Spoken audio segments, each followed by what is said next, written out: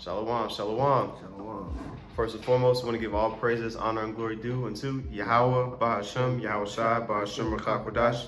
Double honors to the apostles and elders of Great Millstone, and peace and salutations to the elect. Title of this lesson is going to be called Why Esau Acts Like He's Innocent. Okay, because we all know that he's definitely guilty on all charges pursuant to the accusations in the scriptures. Okay, and it's because the fact that the matter of why he acts like he's innocent is because he doesn't like to take responsibility for his actions. Okay, going all the way back to the account in Genesis, which we can get first, Genesis 4:9. Okay, with Cain and Abel. You know, Cain slew his brother Abel, and then he wanted to act like he didn't do nothing. You know, so I guess we can go ahead and get that, brother. This is Genesis chapter 4, verse 9. It says, and then Yahweh said unto Cain, where is Abel thy brother? And he said, I know not. Am I my brother's keeper? Right. So the Most High, and by the way, you know, he already knew where Abel was, you know, but just to prove his lack of integrity, the question was posed to him. You know, hey, what happened to your brother? And instead of him saying, oh, I killed him, you know, he was like, shit, I don't know. Am I supposed to watch out for him? Look, yes, first of all, you are supposed to look out for your brother.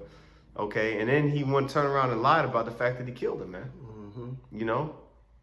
And so this is the nature. It's just ingrained in their mind to not take responsibility and accountability for their actions, man. Which is why you see recklessness just sprawled out all across the earth.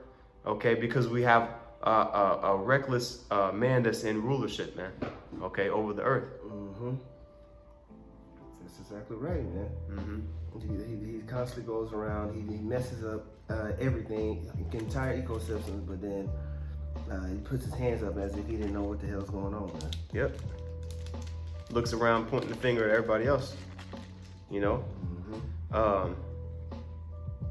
I guess we can get the next one in Proverbs 28. But I got this quick precept real quick.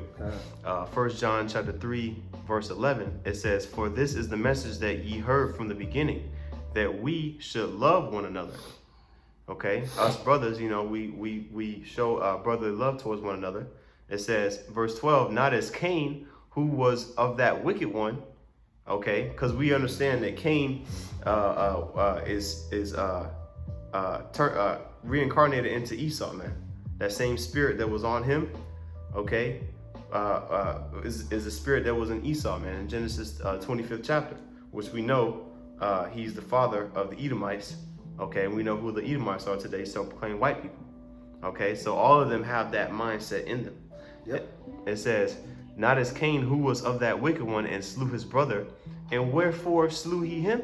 Because his own works were evil and his brother's righteous. And does that not define the characteristic of the relationship between the Israelites and the Edomites, man? Okay, which we're telling you who they are today, and it's up to you to believe it, man. But you know, we're gonna have to put E in the title, because Esau flagging the videos now with Esau in the title, man. You know. But anyway, that's neither here nor there. You got that in Proverbs. This is Proverbs chapter 28, verse 13. He that covereth his sins shall not prosper, but whoso confesseth and forsaketh them shall have mercy. Right, man. And we're confessing our sins, you know, to Yahweh Shem Yahshua. We're asking for forgiveness, okay? But you think Esau is asking the Most High for forgiveness in these times when he's prospering? Now he may do it when all hell breaks loose and the hell start getting put on him, okay? But he ain't gonna pray to Yahweh and Yahweh Shai. He's gonna pray to Jesus and all that, which the Most High is not gonna answer any of those prayers. But could you read the first part of that verse, Bible? It says, he that covereth his sins shall not prosper. Right, he that covereth his sins, okay, like you know, just trying to sweep everything under the rug, all the dirt that you've done. Right. I mean, we just had this Thanksgiving. I just did this lesson on Thanksgiving, how in schools they teach how Thanksgiving is about how the pilgrims came and they became so humble when the Native Americans helped them out. And they had a good harvest, and they just sat down together and had a dinner get together, man. Yep. But you know, fast forwarding all those hundreds of years where they were destroying, Gad, destroying us, just completely destroying the so-called Native American Indians. They tried to cover up all those sins with these wicked high holy days, man. Right. And then what's today? Black Buy a Nigga Day. Black Friday, man. You know, which all of that goes back to the selling of the so-called Negroes, okay, on these markets, man. Wall Street, you know. But anyway, man, you know, we want to continue on. That was it on that? Can you hold Psalms 10? I'm gonna get this real quick. Job. Okay. This is Job chapter 22, and I'll start at verse 12. It says, "Is not the Most High in the height of heaven? And behold, the height of the stars, how high they are. And thou sayest, how doeth the Most High know? Can he judge through the dark cloud?" You see? So a lot of people who don't believe, you know, that the Most High's eyes are 10,000 times brighter than the sun, okay, will say that, oh, the Most High can't see what I'm doing because you know doing it in the corner. And I believe Psalms the 10th chapter is a chapter that talks about, you know, in the secret places do they murder the innocent, they lie in wait, you know, and oppress the poor, you know, they set in traps and snares.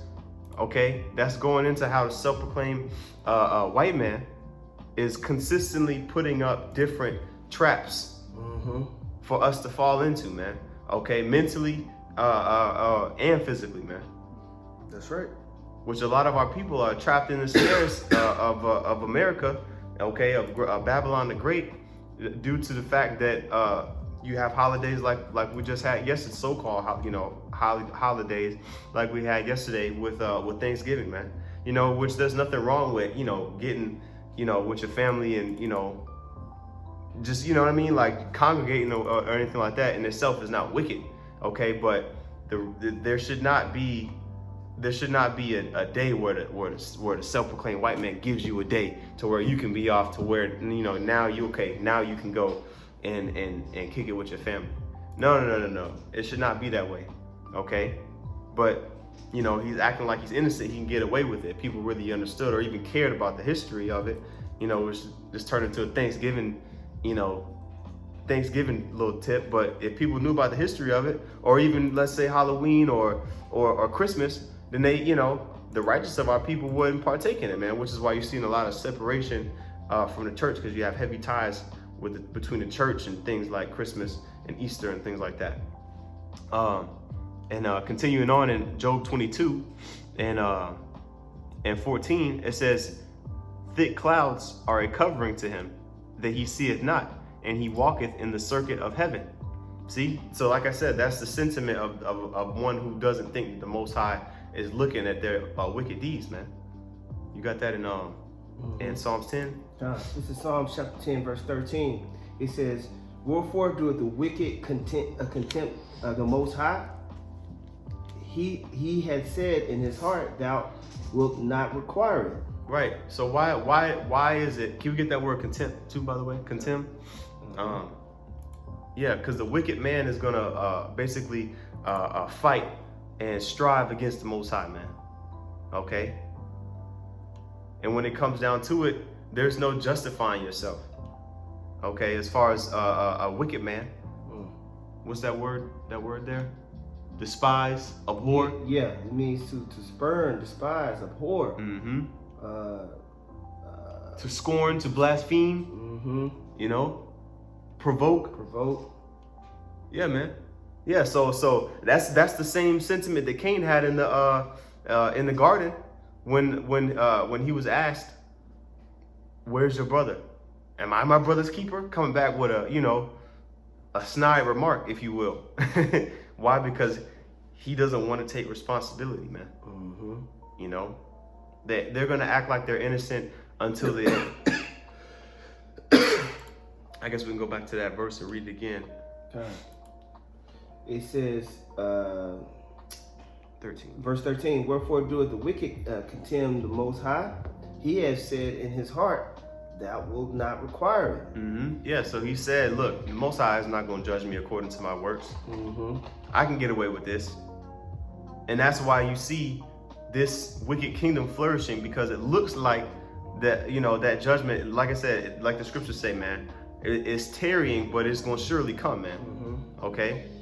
He thinks that he's going to be able to get away with it because just for the small moment, like the scriptures say, the Most High is long suffering, but soon and very soon, he's gonna unleash his wrath upon this place. Okay, and that's when the score is going to be settled, if you will, man. Let me see here. Yeah, this is Nahum chapter 1 and 2. It says, the Most High is jealous, and Yahweh revengeth and is furious. Yahweh will take vengeance on his adversaries, and he reserveth wrath for his enemies. So he's holding it back. He's holding back the destruction, okay? Just so it can happen at the most perfect moment, man. It says, verse 3, Yahweh is slow to anger and great in power, and will not at all acquit the wicked. That's right. It says, Yahweh hath his way in the whirlwind and in the storm, and the clouds are the dust of his feet. Okay? Which that's the chariots, man. When Yahweh Bashem Yahushua returns in them chariots, he's gonna have his way, okay, with you Edomites. Go ahead, bro. I had a quick precept. This is Sirach chapter 9, verse 11. It says, envy not the glory of a sinner, for thou knowest not of what shall be his end. Okay? And so, Esau thinks he's just getting away with all this BS and madness, man. And, Jake looks at Esau, specifically the nigger woman, and all the things that he has, and they're envious of all of the things that Esau has to where they want to join hand in hand with him. You saw that with Martin Luther King and that BS movement all the way up till now, man. But little do they know that the Most High has judgment for this man. Right. Okay, everything has to play out over a duration of time. Okay? Delight not in the thing that the ungodly have pleasure in, but remember that they shall not go unpunished until their grave. And that's exactly what the brothers are going into, man. The judgment of Yahweh Bashem Yahushua is going to go out on you damn Edomites, man. Hey, it's not something that can be slowed down or prevented. Like, what is that? Smith in The Matrix said to Neo, it's inevitable. Okay? Because it's written already in the scriptures, man. That's why we're so confident in it, because we know if the Lord prescribed it to be written, then it's going to go down. And if you weren't holding anything else, brother, we can get Wisdom of Solomon 5 and 14. Let me just read that one in. This is Wisdom of Solomon, chapter 5, verse 14. It says, for the hope of the ungodly is like the dust that is blown away with the wind. Yeah, so you don't have no stronghold. You don't have any firmness here, man. Okay, it may look like it with all your skyscrapers and your excellent military might, but when all the hosts of heaven is revealed and it's going to be shown to destroy the armies that Esau has set up, your hope is going to be poof. Like Thanos when he snapped his fingers and half the universe turned into dust. That's what's gonna happen to your hope, man. It's gonna be non-existent. Is there more in there, bro? For the hope of the ungodly is like the dust that is blown away with the wind, like a thin froth that is driven away with the storm, like as the smoke which is dispersed here and there with a tempest, and passes away as a remembrance of a guest that tarrieth but a day. Right, man. So 4 examples of stuff that is not stationary. You know what I mean? Here for a little bit and gone. That's it. And when we understand that in its fullness, how can we fear you devils, man? How can we fear, like the scriptures say, what can man do unto me? In the book of Psalms. How can we fear that, man? Knowing that the Most High is a man of his word, and that he's gonna make you as a memory, man. You're gonna be a past tense. Quick precept. Job 20:4 says, knowest thou not this of old, since man was placed upon earth, that the triumphing of the wicked is short, and the joy of the hypocrite but for a moment? So it's, the joy of the hypocrite is only going, it seems like a long time to us, but you got to realize, this has been a short time that Esau's been in rulership here in Babylon the Great. Mm-hmm. It says, though his excellency mount up to the heavens and his head reach into the clouds, yet he shall perish forever like his own dung. Which perish forever, that links up with Obadiah. Mm-hmm. Okay, because the judgment of Esau was he's going to be done away with forever. Okay, that's how you can link those two together. Yeah, he shall perish forever like his own dung. They which have seen him shall say, where is he? He shall fly away as a dream and shall not be found. Yeah, he shall be chased away like a vision of the night. The eye who also which saw him shall see him no more, neither shall his place any more behold him. Yeah. So there's not gonna be no more White House, okay? Not gonna be any more ships, military ships. No more planes, submarines with the U.S. Air Force, or any of that madness on it. No more driving in 5 o'clock traffic and all 3 seconds every damn day. Yep. Can't get no peace. Can't get no quiet. No more English. Yeah. A lot of things are gonna be done away with, man. There's sown wickedness, man. Mm-hmm. And we can't wait for it, man. We're not afraid to admit that. And so that's why this man acts like he's innocent, because if he were to openly admit that he's guilty, then he has to admit that that all these things that the Bible prescribes according to his destruction is gonna come to pass, man. Mm-hmm. So of course he won't admit it, But it's not like we're not gonna continue to bring it out. So we're in the time of him getting exposed, man. I don't know if you had any more, but I guess we can end it off on that. Lord willing, you brothers are edified with that. Want to give all praises, honor, and glory due unto Yahweh, Ba'Hashem, Yahweh Shai, Ba'Hashem, Rachakadash. Double honors to the apostles and elders of Great Millstone, and peace and salutations to the elect. Shalom. Shalom.